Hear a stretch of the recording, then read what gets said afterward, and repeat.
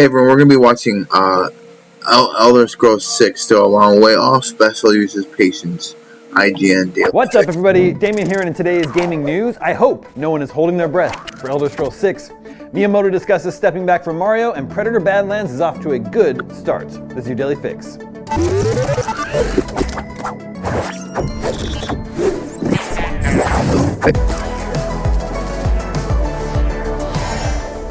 The Elder Scrolls 6, one of the most hotly anticipated video games in the world, won't be out for some time yet, despite being announced over 7 years ago. In an interview with GQ magazine to celebrate the release of Fallout 4 Anniversary Edition, Bethesda's Todd Howard said the Elder Scrolls 6 is still a long way off. He added, "I'm preaching patience, I don't want fans to feel anxious." Skyrim was released on November 11th, 2011, and The Elder Scrolls 6 was revealed on June 10th, 2018. It is now 7 years and 5 months after the announcement, and we're no closer, it seems, to the release of the game. When the 6-year anniversary of the Elder Scrolls 6 announcement arrived in June last year, I didn't hear any announcements for it, "Oh wow, that has been a while." The Elder Scrolls 6 is at least in production, with Bethesda confirming it had entered early development in August 2023, and early builds are available in March 2024. Now, in the GQ article, Howard has once again admitted that it's taken too long to get the Elder Scrolls 6 out the door, but did tease an Elder Scrolls 4 Oblivion Remastered style shadow drop without confirming anything. He said, "I do like to have a break between them, where it isn't like a +1 sequel. I think it's also good for an audience to have a break. The Elder Scrolls 6 has been too long, let's be clear. But we wanted to do something new with Starfield. We needed a creative reset." Bethesda is currently playtesting The Elder Scrolls 6, Howard revealed.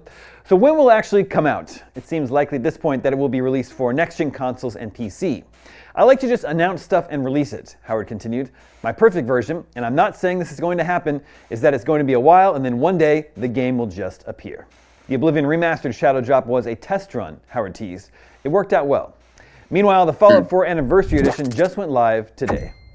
Moving on, Super Mario creator Shigeru Miyamoto has discussed how his role has changed after stepping back from leading development on Nintendo's most famous video game series. In a new interview, Miyamoto revealed he had now entrusted most of the work on new Mario games to others, though said he still played through the first half hour of new projects himself to ensure it felt like Mario to him. Speaking in celebration of Super Mario Bros. 40th anniversary, the veteran designer, now 72, also said he hoped to stay healthy until Mario's 50th anniversary in a decade's time. Miyamoto told Japanese magazine Casa Brutus, "Nowadays, I have teammates who help maintain the world of Mario, so I entrust much of it to them.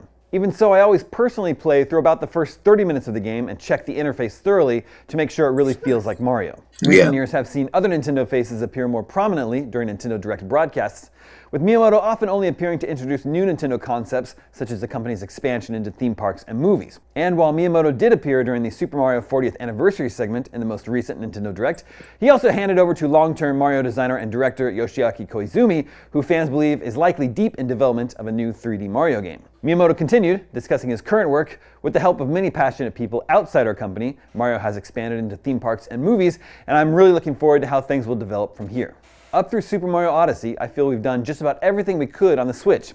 In the past, whenever a new console came out, we always released a new Mario game, so I do wonder how the current team will take on that challenge. But maybe I'll say, I won't look anymore. I just hope to stay healthy." Well, we did have Mario Kart World. We hope so too, Miyamoto-san. And finally today, Predator Badlands looks like a hit after it secured the biggest global opening ever for a Predator movie at the box office, including the Alien vs. Predator film. Dan Trachtenberg, who revitalized Predator with 2022's Back to Basics Prey and this year's animated anthology Killer of Killers, has continued his hot streak with the PG-13 Predator Badlands. It has enjoyed strong reviews from critics, and we gave it an 8 out of 10. Disney said Predator Badlands opened to 40 million domestically and 40 million internationally for a global opening weekend total of 80 million. That's the biggest debut for a Predator movie ever. For context, 2018's The Predator opened to 73.5 million. Predator began with 1987's much-loved Arnold Schwarzenegger vehicle. Badlands is a very different film, less sci-fi horror, more mainstream sci-fi action. For the first time ever, the Predator is the protagonist, with a Yautja called Dek, out to prove himself to his father by killing a monster on a death planet. Along the way, he meets a Weyland-Yutani synth called Thea, played by Elle Fanning in an Alien and Predator crossover. It's a big swing for Predator and for Dan Trachtenberg, but he was uninterested in essentially remaking prior Predator movies for this new sequel. In a recent interview with IGN, Trachtenberg said he was inspired by Terminator 2 when it came to making Badlands. "Terminator 2 Judgment Day was like a movie my mom could watch," he said. "So that was a part of it for me, like how to make something that was bold and visceral but also emotional." You kind of just run the movie. I liked Predator Badlands a lot. I'm glad to see it's off to a good start. And that's your Daily Fix for Monday, November 10th. Looking for something new to play and a way to give back? Head over to Humble and grab 8 amazing games for just $14.99, including Total War, Warhammer 3, Another Crab's Treasure, No More Heroes 3, Etrian Odyssey HD, Pharaoh A New Age, Synergy, Spin Hero, and Paleo Pines. Every purchase supports No Kid Hungry. Alright, the video's in the description if you want to watch it.